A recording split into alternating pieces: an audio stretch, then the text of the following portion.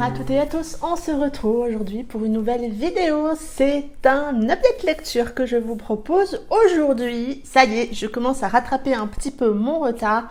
Donc il y a un petit peu moins de temps entre le moment où je les lis et le moment où je vous les présente ici. Et c'est tant mieux. Moi je préfère quand c'est comme ça, de vous parler des romans qui sont là au fond de mon cœur, vraiment encore. Allez, c'est parti, je vous parle de mon avis sur mes dernières lectures. On commence par Malone, le tome 1 de Irish Renegades de Blandine P. Martin en auto-édition, la nouvelle saga de Blandine. Une saga en 4 tomes qui vont tous sortir en 2021, donc autant se laisser tenter dès leur sortie. Si. On va ici faire la connaissance de Malone qui vit depuis 6 ou 7 ans à New York. Il est originaire d'Irlande, mais il a fui son pays avec son frère et sa mère. Et Malone est papa d'une petite fille, elle est. Papa célibataire, on ne sait pas pourquoi la maman n'est pas là. Mais donc Malone fait tout ce qu'il peut pour s'en sortir, pour garder la tête hors de l'eau. Il cumule les boulots, il est criblé de dettes, il n'arrive pas à s'en sortir. C'est vraiment très compliqué pour lui. Il pense en permanence aux autres, jamais à lui. Il pense en particulier à elle, sa petite fille, mais aussi à sa maman. Il fait vraiment tout pour les autres. Et Sarah va croiser sa route de manière un peu, atypique. Et Sarah va lui proposer un boulot de serveur dans la boîte de nuit où elle bosse. Et je vais m'arrêter là pour le résumer. J'ai adoré cette histoire parce que c'est une histoire qui prend son temps. Vraiment.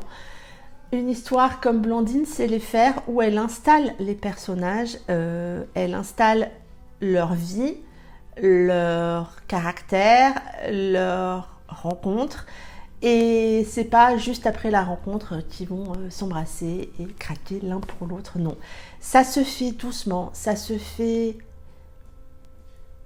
de manière très réaliste parce que on s'imagine bien que Malone, qui pense beaucoup aux autres avant de penser à lui, veut tout faire pour protéger sa fille et voilà, être potentiellement attiré par quelqu'un, c'est un petit peu compliqué. Du coup, oui, ça prend son temps et ça prend son temps comme j'aime. J'ai adoré les deux personnages. On a d'un côté Malone, très mystérieux, assez renfermé sur lui-même, mais c'est un mec au grand cœur qui fond littéralement devant sa petite puce, qui va tout faire pour son frangin Pharrell, qui va aussi beaucoup aider sa maman, mais il s'en sort pas, il croule sous les dettes, elle a besoin de soins particuliers, donc tout ça fait que oui, ça le rend attachant parce qu'il joue les gros durs comme ça, mais au final il doute. Et puis en face on a Sarah, cette jeune femme, c'est une lumière quelque part, et pourtant c'est un être très solitaire qui n'aime pas vraiment les autres, mais qui va malgré tout s'ouvrir.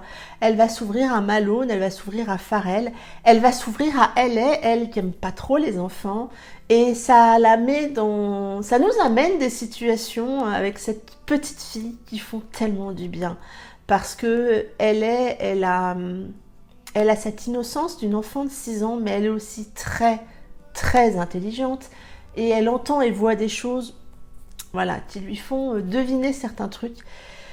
Et ce trio, moi, m'a vraiment plu parce que, bon, voilà, le profil du papa célibataire, moi, ça me match assez bien. Et je trouve que Blandine a su amener cette histoire de manière réaliste. C'est une vraie slow burn romance, c'est le terme, on entend beaucoup en ce moment, mais c'est tellement ça. Et elle a encore, pour moi, maîtrisé ça à la perfection. Vous savez, j'aime beaucoup la plume de Blandine. Et là, elle m'a emportée dans un autre univers. Et j'ai aimé cet univers-là. On a une fin comme moi, je les aime. Je vous invite à aller voir sur mon profil Instagram où j'ai lancé justement la discussion sur ces tomes de saga qui nous amènent un petit peu de frustration. Moi j'aime ça, j'aime le sentiment de cette attente, l'excitation d'avoir le tome suivant.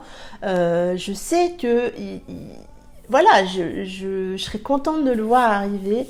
Oui, on a malgré tout une fin, mais Blandine, voilà, c'est tellement bien y faire qu'elle nous fait un petit cliffhanger pour nous annoncer le tome 2.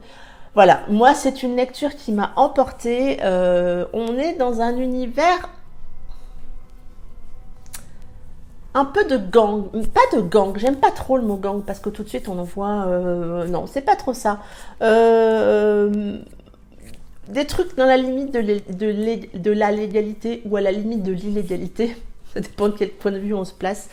Bref, laissez-vous tenter. J'ai ensuite lu Andy de Anouk Langel. Andy est une jeune femme qui est en prison depuis 2 ans. Et qui va en sortir et elle veut absolument repartir de zéro dans sa vie. Elle faisait partie d'un gang et elle ne veut absolument pas retourner dans ce cercle vicieux. Elle va donc partir vivre chez sa meilleure amie, va trouver un boulot de serveuse dans une boîte de nuit. Et elle va faire la connaissance de Christopher. Christopher fait des études d'ambulancier. Il fait croire à ses parents que ce sont des études plutôt de médecin. Voilà, lui non plus n'est pas très clair vis-à-vis de sa famille. Donc on va suivre leur histoire. Vous pensez bien que le gang va revenir dans la vie de Andy. Et je m'arrêterai là pour le résumer. C'est pour moi un très bon roman d'action. C'est vraiment ce qui, pour moi, prime. On a beaucoup d'action, c'est rondement bien mené, c'est assez logique, hein, assez bien rythmé. L'histoire est cohérente. Mais pour le coup, pour moi, je ne me suis pas... j'ai pas eu la sensation d'être dans une romance d'action. Oui, on a un petit peu de romance, mais l'action primant le plus, pour moi, hein, attention, c'est bien mon avis, pour moi, l'action prime beaucoup, prend beaucoup de place, et du coup, j'ai eu du mal à m'attacher à Andy et Christopher. Je les ai pas détestés, mais en fait, j'étais assez extérieure à leur histoire, assez extérieure au roman en général. J'ai eu l'impression de regarder un très bon film d'action, mais pas... Voilà, il m'a manqué quelque chose pour m'attacher aux 2 personnages. Ça reste une bonne lecture, mais je, personnellement, la catégoriserai pas, dans la romance, parce que c'est pas ce qui a primé et c'est pas ce qui m'a embarqué. Mais pour le coup, sinon, l'action est bien là. La plume est assez bien menée, mais il y a pour moi des expressions suisses assez présentes. Et le terme le plus présent pour moi, c'est Natel, pour décrire le téléphone. Et il est répété beaucoup de fois dans ce roman. Et comme c'est un mot que je ne connais pas, qui ne fait pas partie de mon vocabulaire, ça m'a un peu accroché les yeux à chaque fois. Et moi, ça fait ça parce que je ne connais pas la Suisse. J'aimerais beaucoup y aller, mais pour le moment, voilà. Mais peut-être que pour quelqu'un qui connaît la Suisse, ça va le replonger dans cet environnement et voilà, je pense que ça peut être intéressant. Moi, en tout cas, ça m'a un peu... Enfin, c'est pas un bémol, mais voilà, ça a un petit peu freiné ma lecture par moment. Mais malgré ça, ça reste une lecture très addictive. Je l'ai lu en 1 jour et demi. Il fait 400 ou 500 pages, je sais plus, en papier et c'est rondement bien mené. Donc, voilà, si vous cherchez... un roman où il y a beaucoup d'action et où on le lit un petit peu en apnée tellement on a envie de savoir, je vous conseille ce roman. J'ai ensuite lu Mia, le tome 3 de la génération 1 des Phénix Achis de Fleur Anna. Vous le savez si vous me suivez, Fleur Anna intervertit à la sortie un tome de la première génération et un tome de la deuxième génération. Ceux de la première génération, c'est ceux où il y a des prénoms féminins pour titre, et ce sont des nouvelles, et sinon vous avez des prénoms masculins, et là ce sont des romans. On va donc suivre Mia dans cette nouvelle. Mia, c'est la meilleure amie d'Elena. Et elle, sous prétexte de venir voir sa meilleure amie, elle vient très régulièrement dans le club des Phoenix Ashes. Aussi pour un petit peu profiter de Spark, le road captain des Phoenix Ashes. Entre ces deux-là, il y a une attirance, mais ils ne veulent pas tout de suite se l'avouer. Et je vais m'arrêter là pour le résumer. C'est un format nouvelle, certes, mais avec la plume de Fleur, tout de suite on est embarqué dans cet univers. Moi c'est un univers que j'aime bien, celui des Phoenix Ashes. Et le parti de Fleur de nous présenter la première génération sous forme de nouvelles, ça le fait. Ça se lit assez vite. Certes, il y a des sujets qu'on aimerait être un petit peu plus développés, qui ne peuvent pas l'être parce qu'on est sous le format nouvelle. Mais malgré tout, on est emporté, on a de l'émotion, on a de l'action. On a aussi envie, et ce tome 3 particulièrement me fait me poser beaucoup de questions et me fait aussi un petit peu peur pour la suite de la génération 2. Donc je vais voir ce que ça donnera lors de la prochaine sortie, le tome 4. Mais ça l'a fait, je me suis laissée embarquer, j'ai aimé. En fait, ce format nouvelle se lit très vite. Donc voilà, encore un bon moment à découvrir cette première génération des Phoenix Ashes. Et j'ai ensuite lu le tome 3 de Calliope, le dilemme d'une princesse de Coconan chez Cherry Publishing. Vous savez que j'avais eu un gros coup de cœur pour le tome 1 et pour le tome 2. Je vous confirme le coup de cœur pour le tome 3 et pour la saga. Je ne vais absolument pas vous faire de résumé parce que je n'ai pas envie de vous spoiler le tome 1 et le tome 2. Mais juste que ce tome 3 est dans la suite logique pour moi et il est intense. Il est intense, mais d'une intensité d'une autre source. Chaque tome dans cette trilogie est intense. Mais par exemple le tome 2 où vous avez beaucoup d'action, dans ce tome 3 il y a un petit peu plus de politique, on est un petit peu plus dans la tête des personnages, on comprend un petit peu plus leur introspection et c'est très intense malgré tout parce que on avance. On continue à rentrer dans la tête de Calliope qui veut faire avancer les choses pour elle et pour les femmes en général, mais aussi pour les sans-mêlés. Enfin, on a beaucoup de sujets abordés dans ce tome 3 et ça m'a embarquée.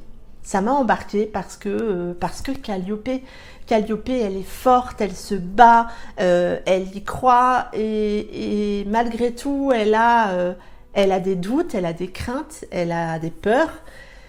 Et je trouve que Coconan a réussi à faire un doux mélange entre toutes ces émotions qu'on peut ressentir et que Calliope ressent. Et c'est juste parfait. Je trouve que cette saga est une très belle ode à la place de la femme en général, quelle que soit la société finalement.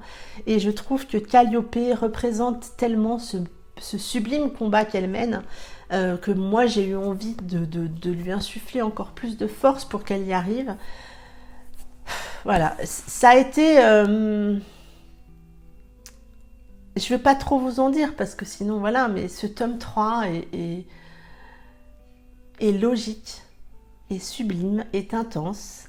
Vous allez passer par plein d'émotions en le lisant parce qu'il est dur d'une autre manière que le tome 1 et le tome 2, mais il est dur aussi, il est touchant et moi, voilà, c'est une saga dont je vais vous parler souvent parce que j'ai trouvé les 3 tomes sublimes, très bien écrits, très bien amené, très bien construit. C'est vraiment une saga que je vous conseille de découvrir. Foncez. N'ayez pas peur de la fantaisie parce que si moi je l'ai lu et que je n'ai pas été embêtée, vous pouvez tout à fait faire comme moi. Je suis très novice dans la fantaisie et pourtant ça m'a embarquée. J'y suis allée, je dirais presque les yeux fermés. Donc voilà, c'est une saga coup de cœur pour moi, avec un très joli coup de cœur pour ce tome 3 également. Donc, foncez. C'en est tout pour cette vidéo, donc dites-moi si vous avez envie de lire un de ces romans maintenant que je vous en ai parlé. Dites-moi tout, est-ce que vous en avez lu d'autres? N'hésitez pas à me commenter, je me ferai un plaisir de vous répondre. N'hésitez pas non plus à vous abonner à la chaîne, à cliquer sur la cloche pour être prévenu des nouvelles vidéos. Pour rappel, je sors 2 vidéos par semaine, une le mardi, une le vendredi. Et puis le reste du temps, vous pouvez venir papoter avec moi sur Instagram. Je me ferai un plaisir de vous répondre. En attendant, moi, je vous souhaite de très bonnes lectures. Prenez soin de vous. Et puis, je vous dis à très bientôt pour une prochaine vidéo. Bye bye!